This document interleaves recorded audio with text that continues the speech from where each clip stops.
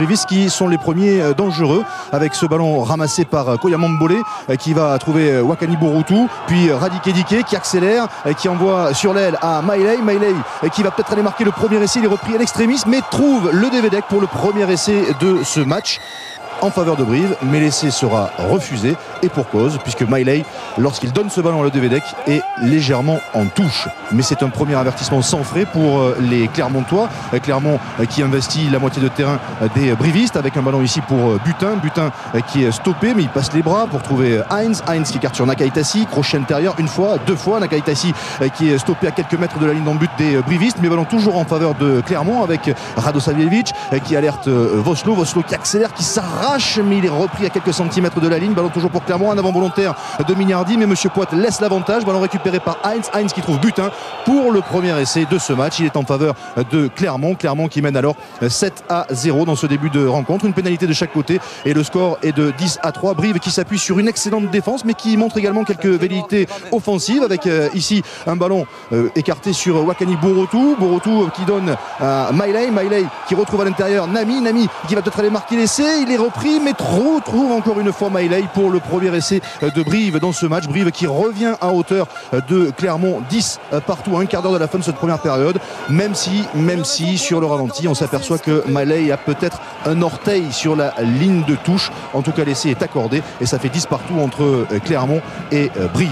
Une pénalité de Delany et Clermont mène 13-10 et on retrouve les Clermontois avec le ballon, les Clermontois qui repartent à l'assaut de leur propre moitié de terrain avec ce ballon écarté sur Delany pour Voslo qui passe les bras pour Rogerie qui envoie cette balle jusqu'à Nalaga le long de la ligne de touche qui accélère, crochet intérieur, il est repris mais les Clermontois conservent ce ballon avec Voslo qui le ramasse, qui insiste dans l'axe, ballon toujours en faveur des Auvergnats. C'est au tour de Rogerie de ramasser ce ballon.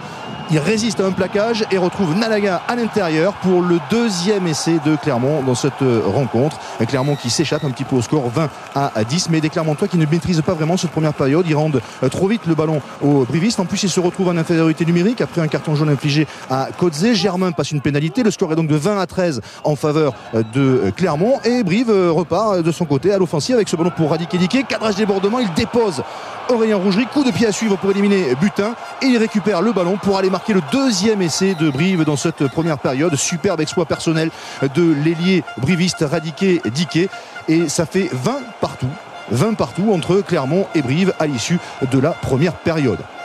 Le chef Vern Cotter cherche la bonne recette pour son équipe. Wesley Fofana lui en profite pour recevoir des mains de Renaud Lavillani son trophée de meilleur joueur international de la saison décerné lors de la nuit du rugby. Épreuve que ça tourne pas très bien du côté de Clermont. Vern Cotter reste au bord de la pelouse dès le début de la seconde période. Une pénalité de chaque côté. Le score est de 23 partout. Brive est en infériorité numérique après un carton jaune infligé à son pilier Buis. Mais Brive bénéficie d'une nouvelle pénalité. Gaëtan Germain la passe. C'est une sensation à Michelin puisque c'est Brive pour la première fois du match qui prend l'avantage. 26-23, un quart d'heure de la fin de ce temps rencontre. Didier Caselli et les Brivistes se disent qu'il y a peut-être moyen de mettre un terme à la série de 65 victoires d'affilée à domicile des Clermontois. Clermont qui se doit de réagir et qui relance une attaque avec ici Stanley qui retrouve Rougerie qui accélère, qui passe les bras pour James, crochet de James en tombant qui réussit une magnifique chistera qui trouve Nalaga pour le troisième essai de Clermont, le deuxième de Nalaga dans ce match. Mais quelle passe de Brock James. Les Clermontois reprennent l'avantage. Brive n'aura mené que 2 minutes dans ce match. 30-26 pour Clermont, puis 33-29 après une pénalité de chaque côté. Mais Brive reste au contact. Brive ne lâche pas, ne rompt pas, mais est faible un petit peu en mêlée dans cette fin de rencontre. Craque un petit peu dans ce domaine. Du coup, c'est les Brivistes qui sont sanctionnés. Ça permet à Brock James de rajouter une dernière pénalité dans ce match pour porter le score à 36-29.